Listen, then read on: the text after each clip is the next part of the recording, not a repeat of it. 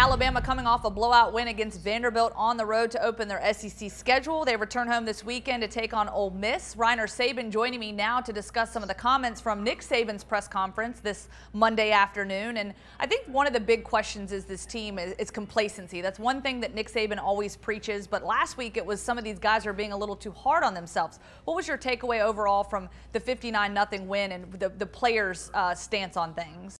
Yeah, I think they came away with it, obviously satisfied with the result and the way that they played the game.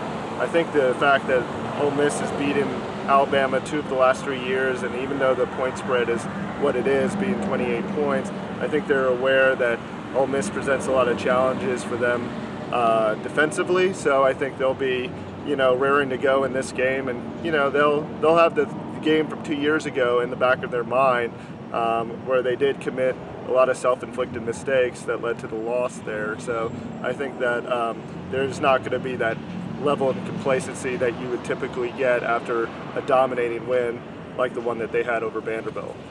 Yeah, you make a great point there. Going up against this Ole Miss team, though, not going to be quite the same Ole Miss team that we've seen in the past couple of years. I think a big factor there, Hugh Freeze, a lot of distractions coming into the season. But overall, what did Nick Saban have to say about the greatest challenges they face with this Rebels team overall?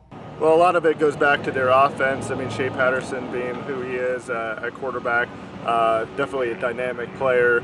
And then their receiving core, he says, is among the best, or if not the best, that they face this year and probably will face this year. So so he was very complimentary of that group. And again, he's worried about the RPOs and a lot of the plays and elements that they ran in the past that have given them problems. So I think the defense again is on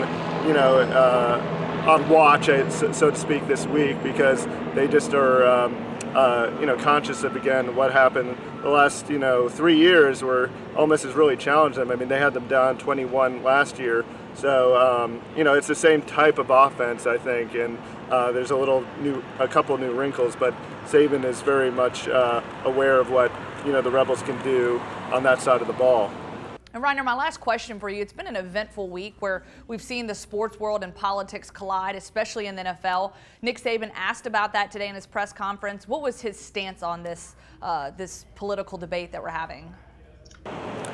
He said it was a sensitive topic, and but he also explained that he was disappointed that it was that football has become maybe a source of divisiveness, and when it's typically been a unifying event in his life.